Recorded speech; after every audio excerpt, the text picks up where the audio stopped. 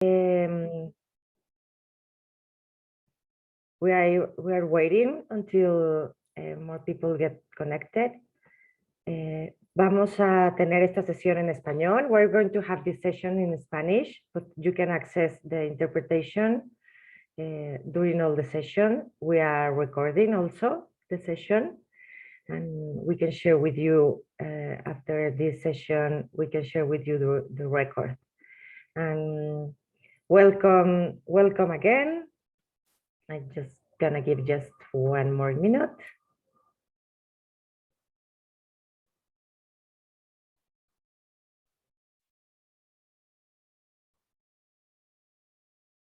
Yeah.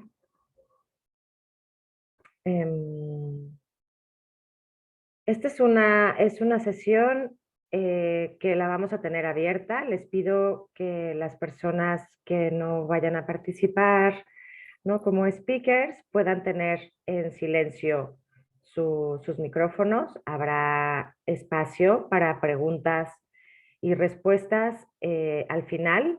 Y les pedimos que si van poniendo, pueden ir poniendo sus comentarios en el chat y sus preguntas también. Y las iremos pasando a la moderadora para que pueda hablarlo con el resto de participantes.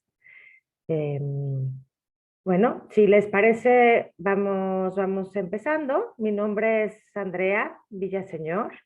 Yo soy directora del programa de migración para México, Centroamérica. Con mucho gusto estamos este día dando inicio a este primer webinar, que es el primero de una serie de 8 que tendremos a lo largo del año y que hemos titulado el Centering Frontline Voices Across the Americas, ¿no?, porque queremos poner el centro de las personas y las organizaciones que están en primera línea trabajando y acompañando a las personas migrantes. Este es un espacio que vamos a tener en alianza con organizaciones aliadas del programa de migración de HIP, con organizaciones también donantes e intermediarias, y queremos que este sea un espacio para poder tener conversaciones participativas alrededor de la migración en la región. Y va a ser casi todos los meses, de aquí al final del año. Así que bueno, esperemos que estén atentas, iremos mandando invitaciones y recuerdos. El objetivo de estos espacios es que sean conversaciones, y que sean conversaciones en las que participen todas las personas que estén interesadas sobre algunos de los temas que están sucediendo en la región, que nos ocupan y nos preocupan también en HIP y a las organizaciones aliadas del programa. Los temas que vamos a ir incluyendo en estas sesiones con las distintas alianzas son 3 grandes bloques, ¿no? Los iremos también definiendo en función del contexto, porque queremos que también sean conversaciones que estén acordes al contexto. Pero primero, para nosotros un primer bloque importante va a ser el hablar de las situaciones invisibilizadas y complejas que están afectando a las personas en movimiento desde la perspectiva de las intersecciones, de equidad racial, de género, de medio ambiente también. Asimismo, nos gustaría poder conversar sobre las oportunidades que da la movilidad de las personas y la importancia de traer su voz. También hablaremos del intercambio, de la importancia, del cambio en las políticas para la dignidad de las personas en movimiento. Por otra parte, también comentarles que estamos organizando en paralelo a estos webinars otro espacio específico para las personas de las organizaciones financiadoras que compartan y se quieran asociar con el trabajo de apoyo a migrantes venezolanos. Si están interesadas en saber más o se quieren unir a un grupo que tenemos de trabajo de venezolanos en movimiento, Venezuelan Moving Forward, les pedimos que por favor puedan ponerse en contacto con Hilda Vega utilizando el correo electrónico que están viendo en su pantalla y que ahora compartiremos también en el chat. Bueno, en nombre de HIP y del programa de migración, quiero agradecer en particular a quienes nos han apoyado y quienes nos acompañan hoy en esta primera sesión. Para esta conversación, primero, dando una perspectiva regional y moderando esta conversación, tenemos el honor de contar con Carolina Jiménez Sandoval. Ella es la presidenta de la Oficina en Washington para Asuntos Latinoamericanos, WOLA, por sus siglas en inglés. Carolina tiene más de 20 años de experiencia en investigación y defensa de los derechos humanos en las Américas y en otras regiones del mundo. Es una líder en su campo y con un extenso trabajo en la región. Ahora desde WOLA, junto con su equipo, están avanzando hacia una nueva era de impacto estratégico en pro de la justicia social y los derechos humanos. También nos acompaña Lebel Michaud. Él es haitiano, sacerdote jesuita. Él es director nacional del Servicio Jesuita a Migrantes en Haití. Ella es coordinador de la región Caribe para la Red Jesuita con Migrantes. Con formación en Haití, en República Dominicana, Francia y los Estados Unidos, él nos va a acercar al contexto y a la realidad de las personas haitianas por las Américas. José Delio Cubides Franco, él es secretario ejecutivo y asesor migratorio en el Instituto Católico Chileno de Migración, el INCAMI, en Chile desde 2010. Él es docente de la Cátedra de Derecho Migratorio Chileno en la Universidad Raúl Silva Enríquez. Es de origen colombiano y él nos va a ayudar a comprender la complejidad del contexto en Chile, que por una parte acoge a las personas migrantes y refugiadas, pero también con una mayor intensidad recientemente, pues el foco ha sido el foco de una respuesta social más hostil. Y también pues ha sido el segundo país del que muchas personas también están saliendo en búsqueda de una vida mejor. Y por último, pero no menos importante, nos acompaña Selene Soto. Ella es abogada senior en Women's Links Worldwide. Selene es abogada venezolana. Ella es egresada de la Universidad Católica Andrés Bello, con estudios también en Estados Unidos, Finlandia y Colombia. Tiene experiencia de más de 7 años como especialista de derechos humanos en la Comisión Interamericana de Derechos Humanos en Washington. También fue asistente legal en con el Comité de Familiares de Víctimas de los sucesos de febrero y marzo del 89 en Venezuela. Y ella nos va a compartir una actualización sobre la situación de las personas venezolanas en la región desde una perspectiva específica de género. Bueno, Carolina, te dejo a partir de aquí. Muchísimas gracias de nuevo por este espacio y con muchas ganas de escucharles. Bueno, yo comienzo también dando las gracias, especialmente a nuestros colegas de Hispanics in Philanthropy, de HIP, especialmente a ti, Andrea Villaseñor, por organizar estos espacios, ¿no? Porque con frecuencia, cuando pensamos en el mundo de la migración y en la movilidad humana en general, tendemos a pensar con una visión muy agotadora, ¿no? De que nuevamente tenemos que hablar de la migración a pesar de que nada cambia, de que todo sigue igual, de que los problemas en todo caso se profundizan. Y yo creo que el día de hoy queremos justamente intentar cambiar esa idea de agotamiento, ¿no? Y más bien pensar en que efectivamente hay cambios importantes que tenemos que estudiar y que frente a esos cambios, desde la sociedad civil, pero especialmente desde la filantropía, tenemos que adaptar nuestras estrategias de trabajo para afrontar esos cambios. Entonces, voy a intentar decir por qué creo que estamos frente a unos cambios muy importantes que no habíamos visto en los últimos 3, 5 años y por qué me parece importante que adaptemos nuestras estrategias a ese cambio. En primer lugar, estamos hablando de nuevas magnitudes, ¿no? En el contexto de la movilidad humana en las Américas. Y cuando me refiero a las Américas, me refiero a todo el hemisferio, ¿no? Por una parte, la crisis de migración forzada de venezolanos es una crisis de refugiados, si seguimos los estándares interamericanos de derechos humanos, que alcanzó y ya sobrepasó una cifra récord de 6 millones de personas. Esto coloca a la crisis de refugiados venezolana en el segundo lugar en términos numéricos, ¿no? Superada solamente por la crisis siria. En segundo lugar, los números de las personas llegando a Estados Unidos, ¿no? También está en un número récord, ¿no? El año fiscal 2021 cerró con 1,7 millones de aprehensiones, ¿no? De arrestos en la frontera, lo que marcó ciertamente uno de los números más altos que se había visto en los últimos 20 años, ¿no? Entonces, estos números dan cuenta de que la región está en movimiento de una manera en que no habíamos visto en las últimas décadas. Lo segundo que tiene que ver con la transformación de la realidad migratoria de la región es la composición de estos flujos, ¿no? Creo que por muchos años quienes trabajamos, ¿no?, en temas de derechos de migrantes y de personas refugiadas, nos hemos concentrado en una visión relativamente fragmentada a nivel geográfico que respondía a la realidad.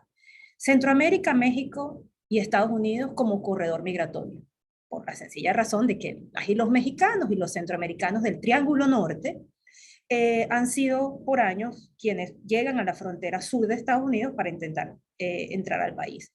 Se hablaba mucho de la crisis de nicaragüenses en Costa Rica, ¿no? Y más recientemente de la llegada de millones de venezolanos a sus países vecinos en Sudamérica.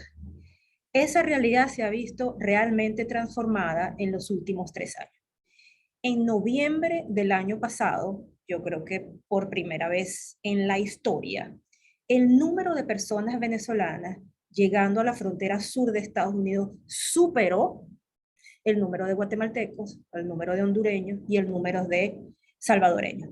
20.839 personas, encuentros, ¿no?, de la autoridad fronteriza con personas que venían de Venezuela. Eso es histórico.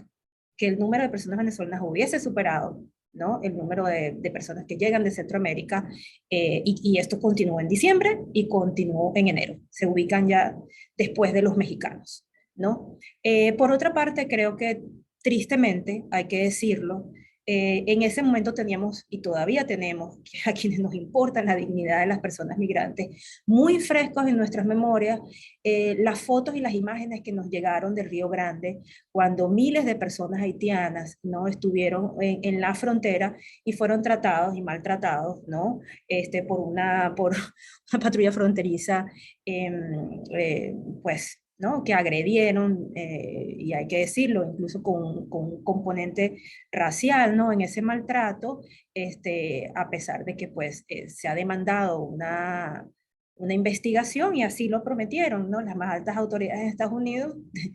Si alguien ha visto el resultado de esa investigación, sería ideal publicarlo porque no pareciera que se han rendido cuentas de lo que fue un claro mandato contra personas pues, en situación de vulnerabilidad. Entonces, también vemos que la migración haitiana, que viene especialmente de Sudamérica, de Chile y de Brasil, no necesariamente directamente de Haití, ha llegado, ¿no?, también a la frontera sur, esto frente a una política de deportación muy clara por parte del gobierno de Estados Unidos, que ya ha devuelto a más de 20.000 personas de Haití desde que el presidente Biden llegó a la presidencia. Y lo que yo diría una tercera característica, ¿no?, que nos da cuenta de estos cambios que hay que comenzar, como dije, a trabajar con otras estrategias, es que estos cambios en las nacionalidades que llegan y se mueven de un lugar a otro, pues también implican obviamente nuevas rutas migratorias. Entonces, si tenemos muchos venezolanos y muchas personas haitianas que están llegando desde Sudamérica, ¿no?, sabemos entonces que aquellas que están viajando por vías terrestres están cruzando el tapón del Darién, ¿no?, esa selva inhóspita que divide a Panamá y a Colombia, de la que todavía necesitamos mucha más información, que a pesar de ser un trayecto relativamente corto comparado con lo que puede significar cruzar México, está llena de riesgos, de peligros, al que están hoy en día enfrentándose miles de haitianos, miles de venezolanas, desgraciadamente en una situación de violencia, que es lo que nos van narrando y lo que vamos escuchando de parte de los pocos aliados, ¿no?, que están trabajando allí, como Médicos Sin Fronteras, etcétera, etcétera, pero que van dando cuenta que desgraciadamente el Darién se va convirtiendo en una zona de alto riesgo sin que todavía operen allí, justamente por sus características naturales, organizaciones que puedan, ¿no?, dar apoyo a las miles de personas que están cruzando. Sabemos que hay organizaciones de ambos lados, del lado colombiano, ¿no?, y del lado panameño, haciendo una labor tremenda tratando de atender a las personas que están cruzando, pero dentro del Darién, realmente lo que tenemos, ¿no? Es una selva, como dije, hostil, en donde desgraciadamente parecieran estar ocurriendo muchísimas agresiones contra personas migrantes y, según información que ha dado Médicos Sin Fronteras, muchas agresiones y violencia contra mujeres y niñas que están usando ese trayecto para poder llegar a Estados Unidos. Entonces, ya quiero darle la palabra a este maravilloso panel que tenemos hoy. Sí creo que estamos frente a unos retos, ¿no? Que no habíamos visto antes. O sea, podemos afirmar que las Américas como hemisferio está en movimiento con unas diferencias y una transformación en la realidad migratoria que todavía estamos intentando comprender y para la que necesitamos adaptarnos desde la sociedad civil, y creo que es muy importante no solo de tener el diagnóstico adecuado, sino también aprender a adaptar nuestras estrategias para estas nuevas realidades. Por eso me complace muchísimo tener acá a un jesuita haitiano en Haití, a una abogada venezolana en Colombia y a un colombiano en Chile, ¿no? Y bueno, y desde aquí habla una venezolana mexicana en Washington, ¿no? Justamente somos el reflejo, ¿no? De esos movimientos migratorios que se van dando en la región. Entonces yo sí quiero darle la palabra a Levet Michaud, que es el director del Servicio Jesuita Refugiados en Haití, porque una de las creo que grandes preocupaciones de todos nosotros en la región es justamente la situación de Haití y la migración que esta provoca. Adelante. Muchas gracias. Levet.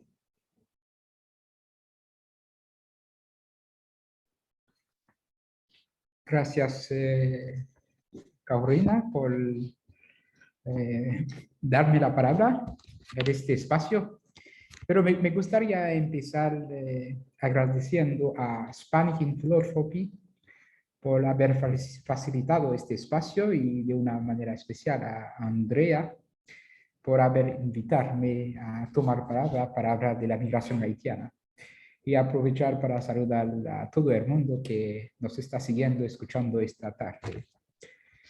Y durante mi presentación voy a hablar de la situación actual de Haití en relación al gran flujo migratorio de personas de origen haitiana.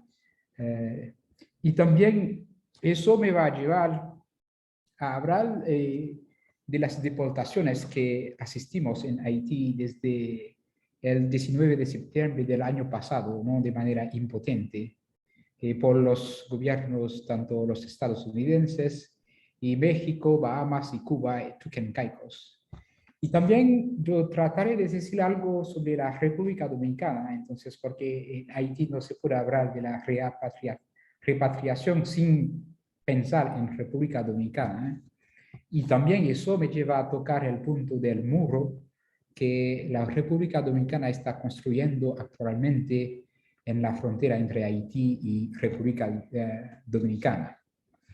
Como ya ustedes saben, Haití se dice que es el país más pobre de América Latina, uno de los más pobres del mundo. Y el año pasado, ¿no? Según una publicación de la ONU, se dice que hay 4.4 millones de haitianos que necesitan ayuda humanitaria actualmente. Ya hace como 6 meses, ¿no? El 14 de agosto del año pasado, unas de 800,000 personas fueron afectadas directamente por un terremoto en el sur del país, dejando 1.246 muertos, más de 12,000 heridos, o más de 300 desaparecidos, más de 83,000 casas dañadas y 53 destruidas completamente. Entonces, la pérdida de bienes se estima a $1 billón, más de $1 billón. Entonces, el mes pasado, el primer ministro de Haití, a cargo del país, después del asesinato del presidente Jovenel Moïse, el 7 de junio pasado, comienza a buscar, se estima que necesita unos $2,000 millones para reconstruir toda la parte sur que fue destruida por el terremoto del año pasado.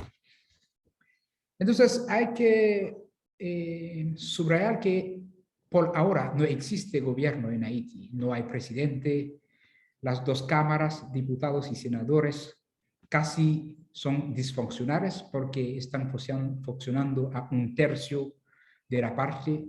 El Tribunal de Casación, el máximo órgano judicial del país, sigue sin un presidente en su cabeza.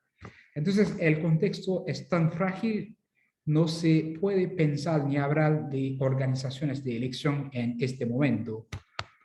Una de las razones es que Puerto Príncipe, la capital de Haití, está rodeada por grupos armados. Son grupos muchos mejor equipados que la Policía Nacional, la única fuerza encargada de garantizar la seguridad de los ciudadanos actualmente en Haití. Entonces, muchos en estos días, muchos o en estos meses pasados, muchas personas han resultado muertas o heridas por disparos, por balas de grupos que están afrontándose. Muchos secuestros, muchos secuestros, son miles durante estos meses secuestros. El año pasado son más de 2.000 secuestros, se cuentan, ¿no? Dicen, en un año. Y es decir que en este contexto nadie está a salvo, no importa en qué parte del país uno esté, o en cualquier momento uno puede ser víctima de estos grupos bandidos. Entonces, como ustedes saben, todos estos problemas no hacen más que llevar a decenas de miles de haitianos a abandonar el país. Y ya, ustedes saben, hace como 12 años, en 2010, entonces Haití fue víctima de un terremoto que ha dejado más de 300.000 muertos. Y en aquel momento muchos de haitianos habían dejado del país dirigiéndose hacia América Latina, particularmente hacia Brasil y Chile. Y desgraciadamente, lamentablemente, son estos haitianos que habían dejado el país hace 16, 8 años que los gobiernos, tanto de los Estados Unidos, ha empezado a repatriar desde el 19 de septiembre del año pasado. Entonces ya se contado, se dice, son casi 20.000 personas de origen haitianos que fueron repatriados por el gobierno de los Estados Unidos desde el septiembre o desde el año 2021. Es decir, que ese hace que son más que todos los 20 años precedentes, ¿no? Durante el gobierno Harris-Biden, ¿no? Que fueron repatriados. Y hay un costo, ¿no? Para eso. Dice, irónicamente, dice que no hay dinero para ayudar a estas personas, pero según lo que se podría, son 15 millones de dólares que fueron pagados por un grupo para gestionar estas deportaciones, ¿no? Hacia Haití. Pero lo peor de eso, estas personas no les dan ni la posibilidad de solicitar la protección internacional, ¿no? Ni se pueden solicitar el asilo, ¿no? Lo mínimo que se puede dar a una persona que está buscando refugio para salvar a su vida. Entonces, hace que estas personas han llegado en Haití en un contexto muy frágil, como ya había mencionado al principio, en un contexto donde el gobierno no puede responder a la necesidad de las personas que ya están en el país, en un contexto donde hay una inseguridad muy elevada. Entonces los grupos que controlan zonas que uno no puede atreverse a cruzar porque uno puede ser víctima a cualquier momento. Estas personas están llegando en el país en este momento, ¿eh? Mira, desde el Servicio Jesuita estamos tratando de acompañar a unos de estos familias. Son casi llegando en grupos como familiares, hijos, padres, sobre todo muchos niños de estos casos. Entonces, muchas de estas personas nos cuentan que estando en el país, de una vez que lleguen al país, entonces el gobierno les daba como equivalente a $100 y les dejan salir del país y nadie sabe dónde se ubica en el país. No hay un seguimiento, no hay un acompañamiento fijo.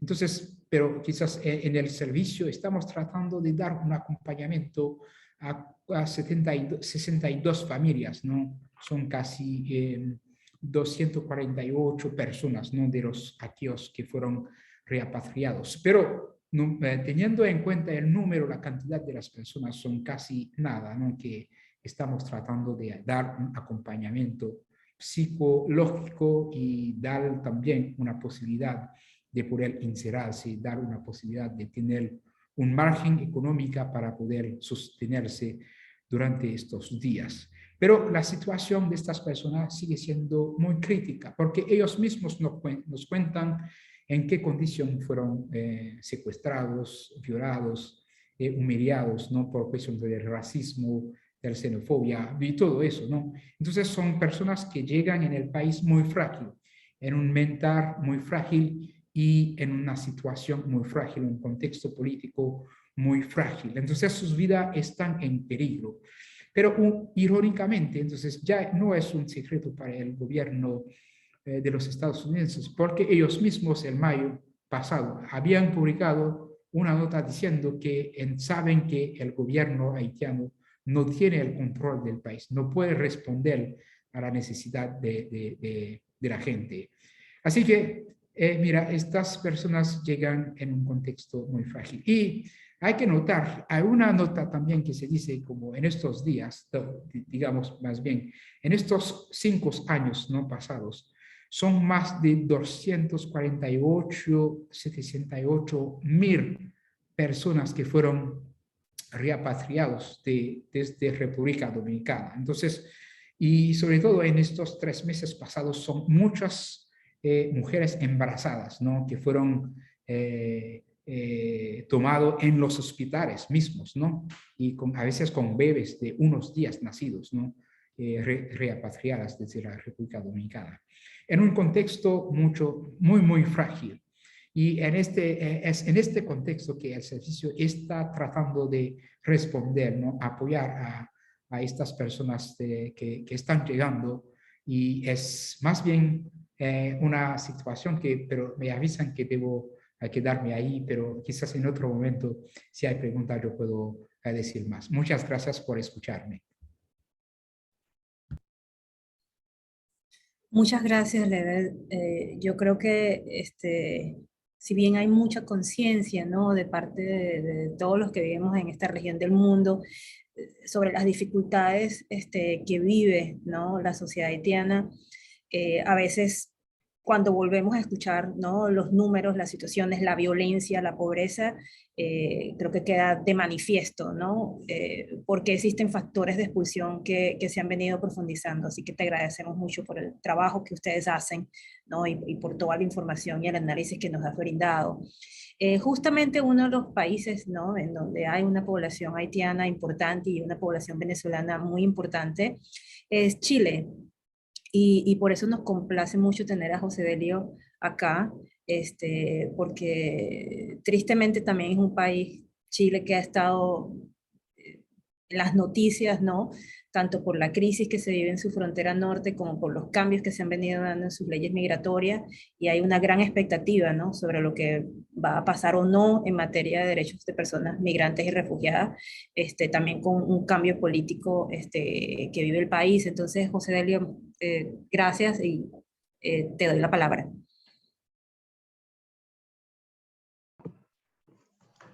Carolina, muchísimas gracias. Muy buenas tardes. Yo soy Delio Cubide, soy secretario ejecutivo del INCAMI. Trabajo en el INCAMI desde hace 12 años en atención directa a personas migrantes y solicitantes de refugio que llegan a Chile por distintos motivos. Bueno, quiero agradecer especialmente a Andrea y a Carolina la oportunidad también de estar hoy con ustedes, de poder participar. Voy a dividir mi pequeña presentación, tengo 10 minutos, ¿cierto?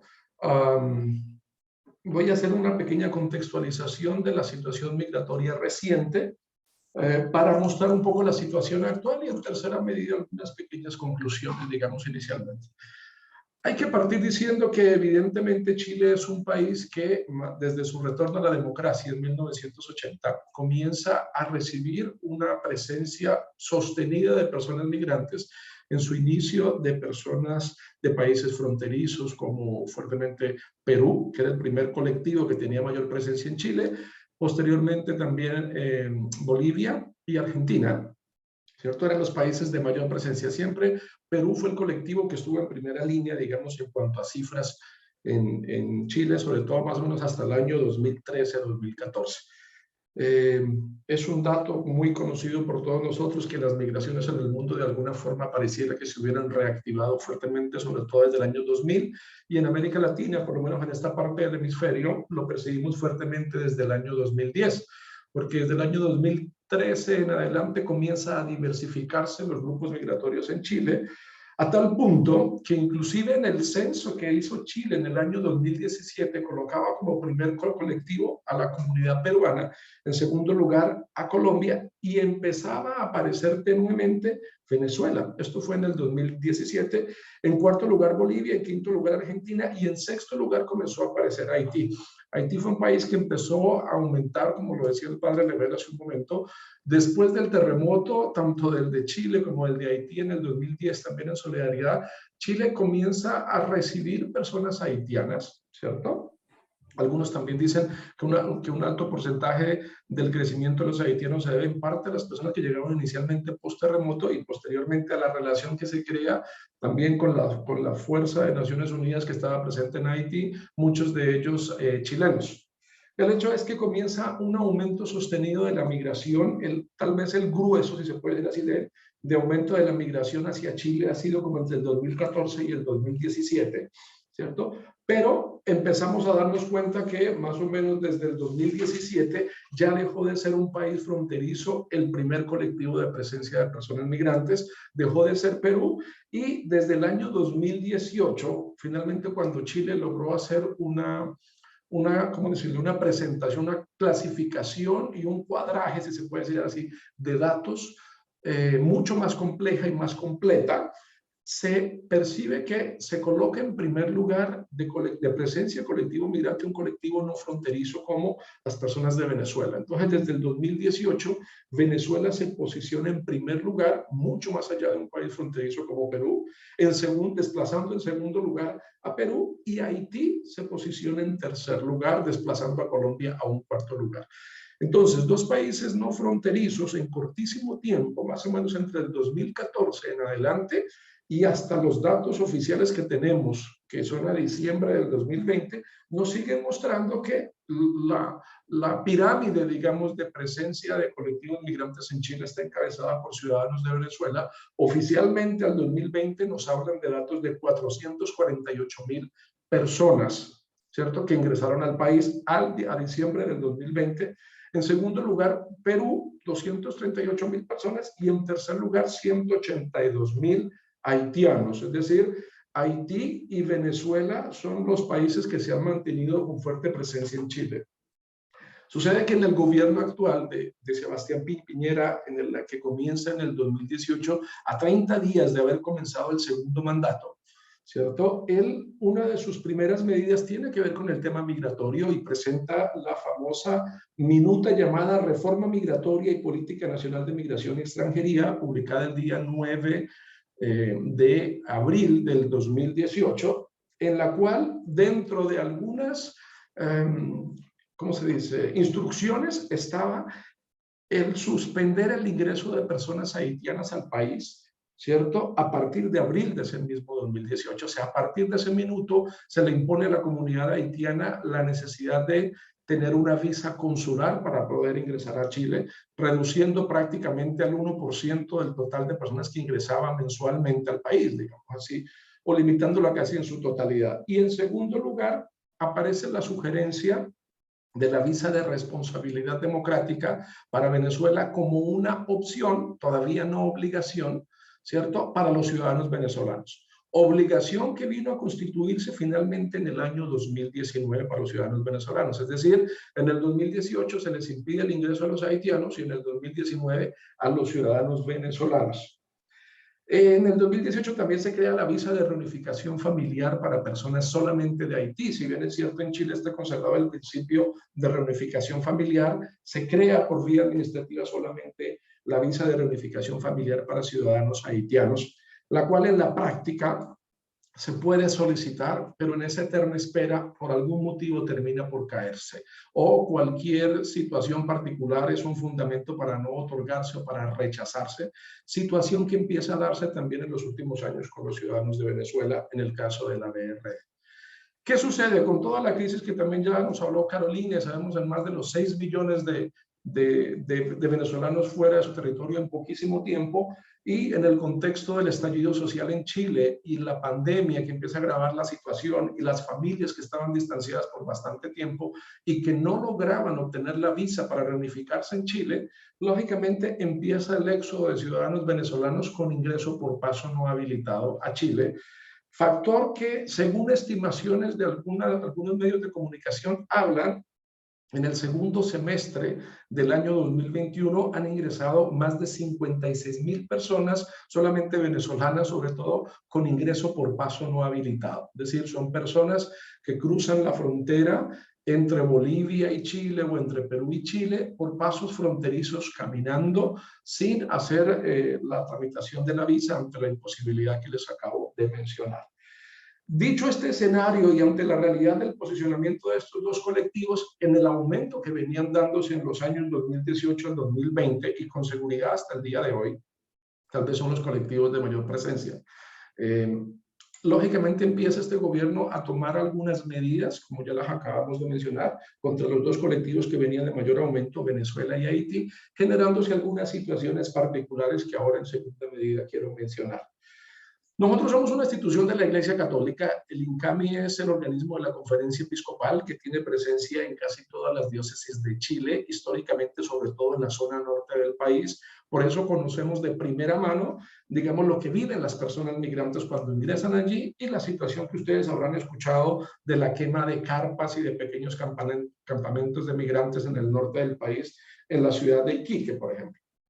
En la actualidad, en un día de atención nuestra, solamente en la oficina de Santiago, nosotros nos atrevemos a decir que de 100 personas que atendemos, en promedio entre 65 a 70 son ciudadanos venezolanos, unos 20 son ciudadanos haitianos y el otro porcentaje restante, personas de otros países como Bolivia, Colombia y Ecuador, ¿cierto?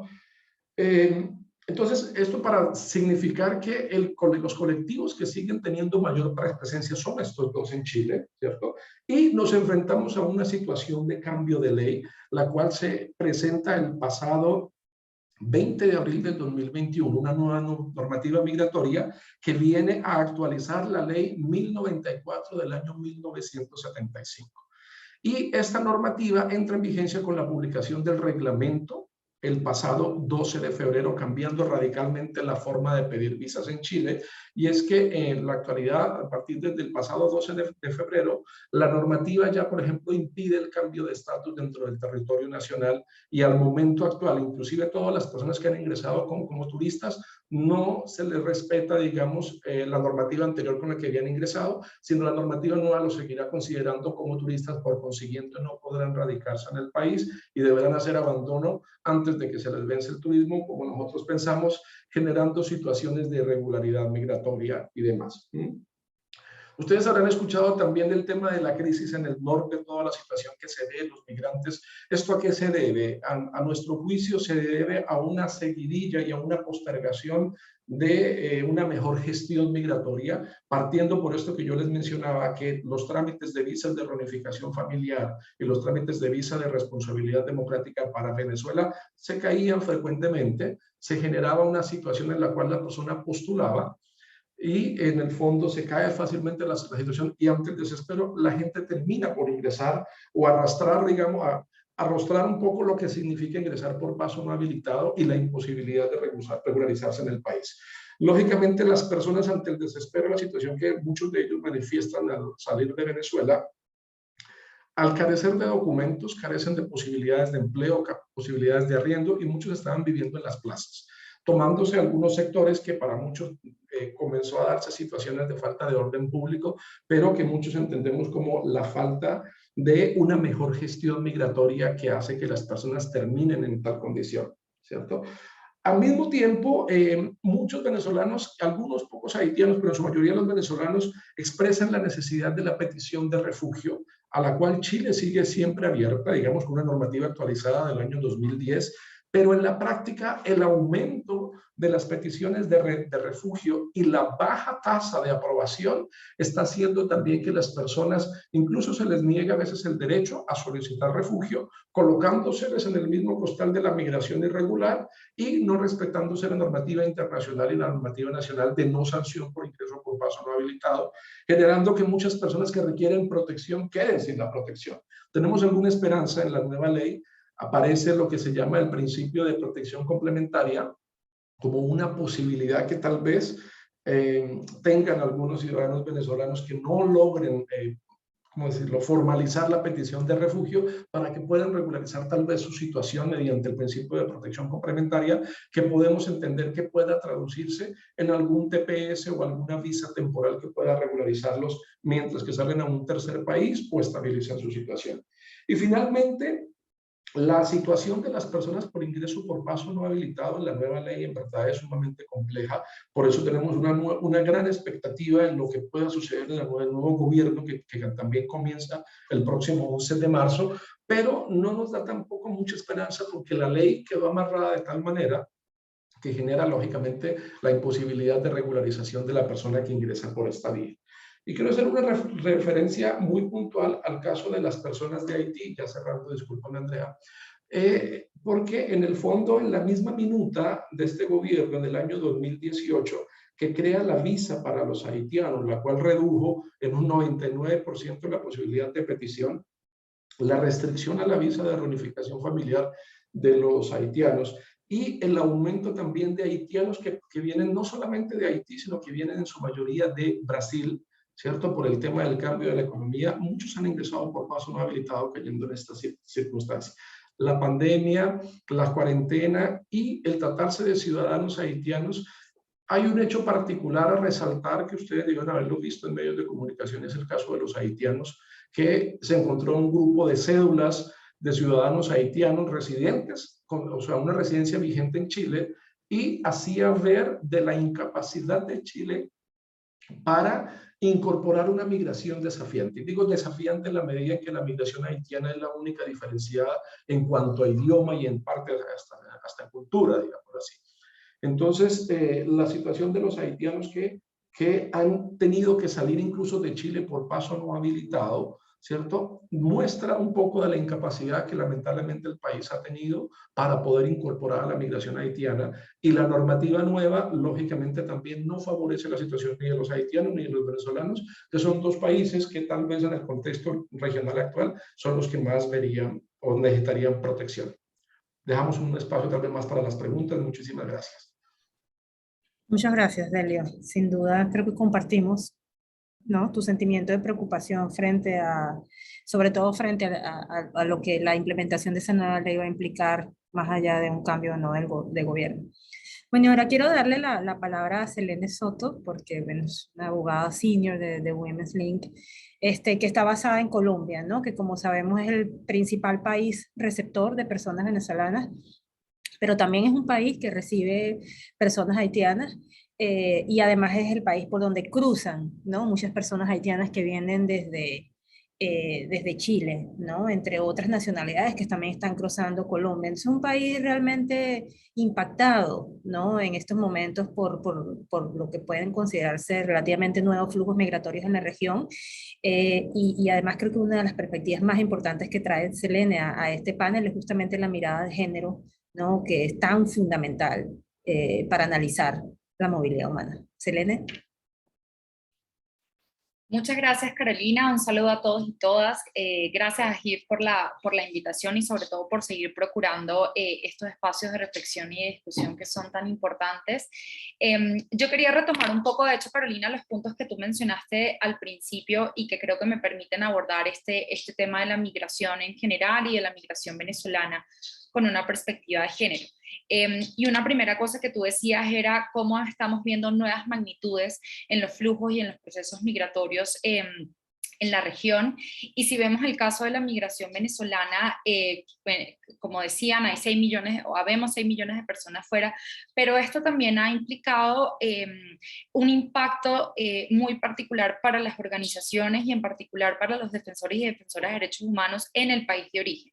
Y ahí me quiero referir como a una visión en la que siempre insistimos en Women's Link, y es que a veces vemos que la conversación sobre migración venezolana empieza como en Cúcuta, ¿no? O sea, como que si todo hay que analizarlo a partir de Cúcuta, y para nosotras hablar de migración con una perspectiva de derechos humanos, pero sobre todo con una perspectiva de género, pasa por entender cuáles son los impactos diferenciados para mujeres, niñas y adolescentes en su país de origen y que están directamente relacionados tanto con su salida, en muchos casos su salida forzada, pero además con las vulnerabilidades que tienen o que enfrentan en el tránsito y en el destino. Y en ese sentido nuestro trabajo con la situación de mujeres venezolanas ha incluido también un trabajo con las organizaciones en Venezuela, quienes también están desbordadas en su capacidad para poder visibilizar, documentar y denunciar lo que sigue pasando, pero sobre todo esos impactos específicos que ha significado la crisis humanitaria para la vida, la salud y los derechos en general de las mujeres, y que les ha llevado a un diagnóstico de afirmar con mucha contundencia que el retroceso es inédito y que las mujeres están enfrentando situaciones comparadas al siglo XIX, ¿no? Entonces, eso nos ha permitido desde Women's Link entender que también la conversación se tiene que centrar en apoyar y fortalecer las capacidades de las personas que están, y sobre todo defensores y defensoras que están en los países de origen, en este caso de Venezuela, porque nuevamente, si bien en el caso de la migración venezolana hablamos de 6 millones de personas afuera, no quiere decir que en Venezuela no hay gente, ¿no? O no queda ese trabajo importante. Entonces, para nosotras ese ha sido un punto de partida, y a partir de ese trabajo tan cercano con las organizaciones, en particular de mujeres en Venezuela, hemos podido entender cómo la crisis humanitaria justamente ha significado estos retrocesos en el acceso a sus derechos, pero además está conectado con su salida. Hemos representado casos de incluso adolescentes que salieron de Venezuela junto a su familia porque necesitaban, por ejemplo, representamos el caso de un adolescente que había resultado en embarazo, que no tenía acceso, no tuvo acceso a educación sexual integral, acceso a mecanismos de planificación familiar, ni tenía acceso a los controles prenatales, que forma parte de todos esos impactos diferenciados de la crisis humanitaria, y decide venir a Colombia precisamente para poder acceder a la atención especializada que requería. Y luego, ¿qué pasa en Colombia? Y eso me conecta con otra de las ideas que tú decías, Carolina, de esta visión de crisis, ¿no? De que nos estamos enfrentando a diferentes crisis migratorias, y a veces eso a nosotras en Women's Link nos ha cuestionado de si ese enfoque de crisis, sobre todo cuando hablamos de una perspectiva de género, es el adecuado. Porque si obviamos un momento el tema relacionado con, por supuesto, las barreras adicionales en el contexto migratorio, lo cierto es que sobre todo en Latinoamérica y el Caribe, la vida de las mujeres está en crisis. O sea, somos una región que tiene las más altas tasas de impunidad en casos de violencia contra la mujer. Somos la única región del mundo en la cual la tasa de embarazo adolescente va en aumento. Entonces, en realidad, las mujeres ya estamos en crisis en el acceso a sus derechos. ¿Qué pasa cuando se combina, por así decirlo, este contexto migratorio o su situación de movilidad? Que por supuesto son esas vulnerabilidades que ya enfrentamos las mujeres, se exacerban y se cruzan con otros factores directamente relacionados con la migración. Y este caso que mencionaba, esta niña vino a Colombia y, por ejemplo, no pudo acceder a los controles prenatales que necesitaba relacionado con su situación migratoria. Y yo creo que este caso es ilustrativo y me lleva como a otro de los puntos que tú también comentabas, Carolina, sobre cómo hemos visto en la región una respuesta fragmentada, pero además yo añadiría una respuesta muy débil o a veces casi inexistente con un enfoque de derechos humanos y de género. En este caso que comentaba, para el momento en que ella llegó a Venezuela, ya la Corte Constitucional en Colombia, por ejemplo, había desarrollado había hecho una serie de pronunciamientos estableciendo que el acceso a los servicios de emergencia debía garantizarse a la población migrante venezolana independientemente de su situación migratoria. ¿Y qué pasó en este caso? Que no se entendía que un adolescente con un embarazo de alto riesgo, que los controles prenatales eran un servicio de emergencia, ¿no? ¿Por qué? Porque no se está dando una respuesta con esta perspectiva diferenciada, y ahí desde Women's Link, que somos una organización que utilizamos el poder del derecho para transformar estas realidades, justamente lo que hicimos fue representar a esta adolescente y obtener una sentencia, en este caso de la Corte Suprema, acá en Colombia, que estableciera que al aplicar una mirada de género y una mirada diferenciada, en este caso a los servicios de emergencia, por supuesto esto tenía que incluir servicios prenatales y en general servicios de salud materna. Y otro punto que también tú mencionabas, Carolina, sobre las nuevas rutas migratorias. Pero ¿por qué se están dando esas nuevas rutas migratorias? ¿Es solamente por la magnitud de los flujos migratorios o también por la propia respuesta de los estados? Y aquí me recordaba, justo antes de la pandemia en Women's Link tuvimos la oportunidad de realizar una visita a la frontera Colombia-Ecuador, unos meses después de que se había entrado en vigencia yo digo la mal llamada visa humanitaria en Ecuador para la población migrante venezolana, y lo que todos los actores que entrevistamos y hablamos nos decían, un día, el efecto que tuvo la implementación de la visa es que un día veías a miles de personas en el puente de Rumichaca y al día siguiente no veías a nadie, pero no era que estaban ahí, era que ahora estaban expuestos a tener que utilizar vías irregulares, vías inseguras, y ser víctimas de trata y de tráfico. ¿Y qué significa eso para las mujeres? Y creo que aquí lo comentaba Lebel y Delio antes, como también hemos visto, o en nuestro caso hemos visto que no solo no ha habido un fortalecimiento de los sistemas de protección, sino que se ha debilitado. Y eso tiene un impacto general para la población migrante, pero ¿qué significa eso para las mujeres migrantes? Y en el caso de las mujeres venezolanas, lo que hemos visto es una intersección muy clara con cómo la crisis humanitaria en Venezuela las expone a una mayor vulnerabilidad a ser víctimas de trata, por ejemplo, y otras formas de explotación. Y luego en los países a los que son llevadas, en los que son explotadas, etcétera, no pueden acceder a los mecanismos de protección en general, ni como víctimas de trata, ni el mecanismo de refugio, ni de asilo. Y ahí quería, quizás como para ir cerrando, mencionar el caso de una mujer venezolana que hemos representado en Women's Link, le llamamos el caso de Yolanda, que justamente ella recibió una oferta engañosa en Venezuela para venir a Colombia a vender comida, y cuando llegó acá fue víctima de explotación. Es una víctima de trata con fines de explotación sexual.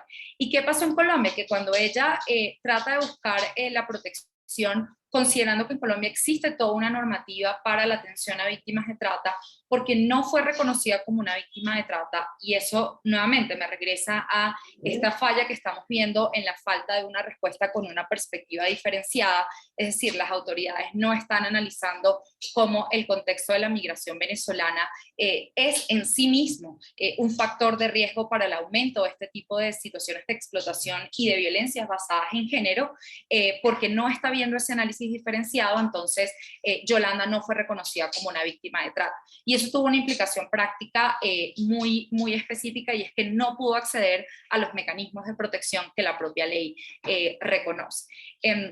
En este caso lo que hicimos fue litigar a través de del mecanismo de tutela acá en Colombia, y obtuvimos el año pasado una sentencia de la Corte Constitucional que reconoció no solo la afectación de derechos para Yolanda y dictó una serie de medidas de reparación para ella, sino que también identificó el problema estructural, y es cómo frente a esta situación de migración y estos flujos migratorios en la región, nuevamente, no, la aproximación a que se trata de una crisis es importante, y a que se tiene que dar una respuesta inmediata es importante, pero también qué pasa con los cambios estructurales que son necesarios y los cambios de carácter permanente que son necesarios, no solo para la población migrante, no solo para la vida de las mujeres migrantes, sino también para la vida de las mujeres en general. Y quizás ahí eso me lleva como a esta idea de cómo la migración también es una oportunidad. Entonces, en este caso de Yolanda, lo que obtuvimos en la Corte Constitucional fue una sentencia que reconoció esta falla estructural de una adecuada implementación de la respuesta institucional para poder identificar a las víctimas de trata. Entonces nosotras creemos que eso va justamente de la mano, y ya con esto cierro, con la importancia de enfocar también esta conversación en la migración como una oportunidad, pero también la migración para generar estos cambios de carácter permanente, que son, o sea, que ya son conversaciones que estamos teniendo en relación con garantizar una vida libre de violencias y discriminación a las mujeres, niñas y adolescentes en esta región, ¿no? Entonces, para nosotras es importante insistir en esa intersección, y por supuesto es lo que desde nuestro entendimiento implicaría una respuesta a la migración con un enfoque de derechos humanos y de género. Lo dejaría hasta acá, creo que me pasé un poquito del tiempo, pero bueno, atenta a las preguntas. Totalmente valió la pena, aunque te hayas pasado un poquito de tiempo. Y están comentando en el chat, además, que admiramos mucho como el cuarto panelista, que es tu mascota, estaba allí también tratando de intervenir. Pero yo me voy a quedar con esto último que me dices, que mencionaba Selene, para cerrar. Y le voy a pedir a cada uno de ustedes, Delio, Lebel y Selene, que seamos muy breves, porque ya la hora, pues lamentablemente se nos está acabando. Ustedes han dado un panorama muy crítico, preocupante sin duda, ¿no? De cómo está la movilidad humana en la región, sobre todo en términos de personas haitianas y venezolanas, y los riesgos, las preocupaciones, los problemas, las barreras. Un minuto, vamos a intentar tener esa increíble disciplina. ¿Dónde están las oportunidades? Un minuto cada uno para decir, estas son, a pesar de este contexto tan duro, aquí están las oportunidades. 1, 2, 3. Aquí hay 3 oportunidades, o una oportunidad, o 2 oportunidades que deberíamos tomar en cuenta, sobre las que podemos incidir para tener un impacto positivo en este escenario tan complejo. Un minuto. ¿Quién se atreve a tomar el primer minuto?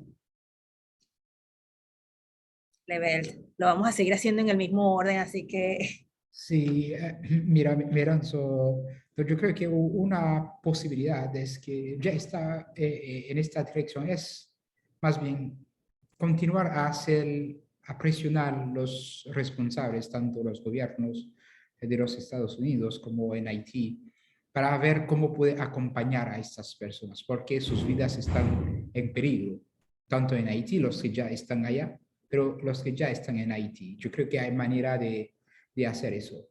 Y sigue acompañar, ¿no? Porque, como había dicho, en Haití, estas personas que ya están en el país, ¿no? ¿De qué forma? ¿Cómo acompañarles? Pero como desde el servicio estamos haciendo algo, pero ya casi no se puede hacer con todo el mundo. Pero tenemos una fórmula que está funcionando. ¿Cómo podemos servir de eso para seguir acompañar más personas? Yo creo que son oportunidades, ya porque hay tantas personas que se involucran para ayudar, entonces pudimos abordar en este mismo sentido, ¿no? Para acompañar. Eso es lo que yo diría. Gracias. Muchas gracias, Lebel. Acompañamiento, incidencia específica en los 2 países, el de destino, Estados Unidos, y el de origen, Haití. Delio, oportunidades en estos contextos tan difíciles. Gracias, Carolina. Ahora que tú lo preguntabas, en verdad, viendo un poco la realidad en Chile, a mí se me hace muy difícil pensar en una oportunidad. Sin embargo, yo creo que una buena oportunidad que nosotros tenemos en el caso de Chile es el escenario de una nueva ley y un nuevo gobierno con un pensamiento distinto.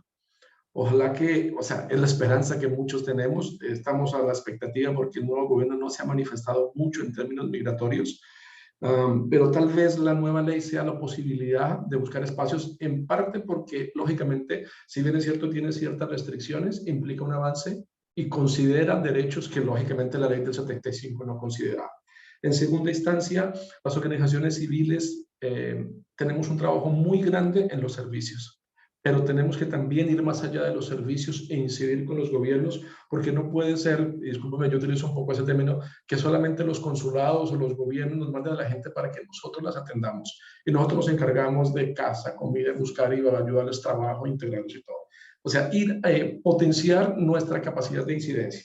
Esa es una oportunidad que yo veo que las personas que trabajan puedan incidir. Y en tercer lugar, también como decía Lebel, es informar en el lugar de origen, porque también hay una temática, hay gente que llega a Chile y tiene la esperanza muy grande de que se podrá regularizar ya estando acá, pero no les dice lamentablemente no, y había que hacer algo desde el comienzo. Entonces, el lugar de origen es un espacio muy grande. Muy interesante, Leo. Y sí pareciera que en Chile, a pesar de lo difícil contexto, hay esos lugares para también pensar en oportunidades. Selene, cierras tú con las oportunidades. Muchas gracias, Carolina. Bueno, quizás yo destacaría tres y que se relacionan con lo que ya comenté. Lo primero es mirar también este contexto de la migración en la región como una oportunidad para fortalecer la defensa de derechos humanos, o sea, el trabajo de defensores y defensoras de derechos humanos, y que va de la mano con lo que dijeron ya Lebel y Delio de apoyar a las organizaciones en el país de origen. Y sobre todo ahí, por supuesto, las organizaciones de mujeres que, por ejemplo, en un país como Venezuela se han visto particularmente impactadas, pero que también han tenido que asumir este trabajo que decía Delio, por ejemplo, de procurar que la salida migratoria sea lo más informada posible, ¿no? Y eso tiene muchas implicaciones para el trabajo de las defensoras de derechos de las mujeres, sobre todo en sus países, en los países de origen. Creo que el segundo estaría relacionado con esto que ya dije de mirar los cambios estructurales como una oportunidad. Nuevamente, una respuesta inmediata es necesaria, es urgente, hay que fortalecerla y desde esta mirada de crisis es valiosa, pero también hay que insistir en que estos flujos migratorios no son temporales, o sea, ya la región volvió a cambiar y va a seguir cambiando, y cómo esto puede ayudar en mejorar la vida de las personas en general. Y lo último que está relacionado con esto también, esta es una región donde los estados se han comprometido a través de mecanismos internacionales a garantizar una vida libre de violencia a mujeres, niñas y adolescentes, libre de violencia y discriminación. Eso también incluye a las mujeres migrantes y es una oportunidad para, en la medida en que se aborde la migración con un enfoque de derechos humanos y de género, es una oportunidad para cumplir con esa obligación.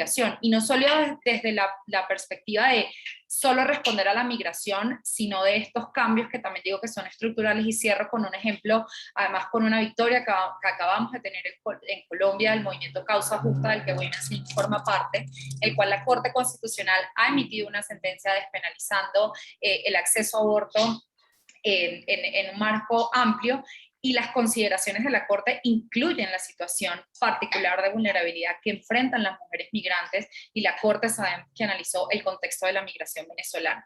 Entonces, estos cambios también se pueden dar en estas otras estrategias y en estas otras iniciativas que le apuntan a mejorar y a garantizar el acceso a derechos de mujeres y niñas. Muchas gracias, Carolina. No, a ustedes. Creo que no hay mejor cierre que el cierre de tres grandes defensores de derechos de personas migrantes, defensores y defensoras, hablando de que sí, de que hay victorias y de que hay oportunidades que tenemos que trabajar. Muchísimas gracias a todas las personas que se quedaron con nosotros hasta ahora. Muchas gracias nuevamente a nuestros colegas de HIP por la oportunidad por convocarnos a hablar de este tema desde diferentes partes de la región, mostrando que es una realidad regional. Y entonces, pues, Andrea, te doy la palabra para que te despides, agradeciéndote en nombre de todas y todos por el espacio. Sí, muchísimas gracias. La verdad es que sí, con ganas de poder seguir conversando mucho más. Bueno, tendremos más espacios, ¿no? También en HIP. Entonces, bueno, el próximo webinar será el 6 de abril. Ahí las y los esperamos. Y bueno, pues la idea es que sigamos con este tipo también de conversaciones, invitadas todas las colaboraciones también y las ideas ¿no? que quieran compartir con el equipo de HIP. Y por último, también agradecer a todo el equipo, ¿no? de HIP, que forma parte también de todo este esfuerzo, y que estamos, ¿no? a toda la disposición de recibir también ideas y formas también de colaboración. Gracias por haberse quedado estos 6 minutitos más, y muchísimas gracias a Carolina, Lebel, Delio, Selene. Ha sido un lujo, y espero que podamos seguir viéndonos en estos espacios. Un abrazo. Gracias. Gracias. Muchísimas gracias.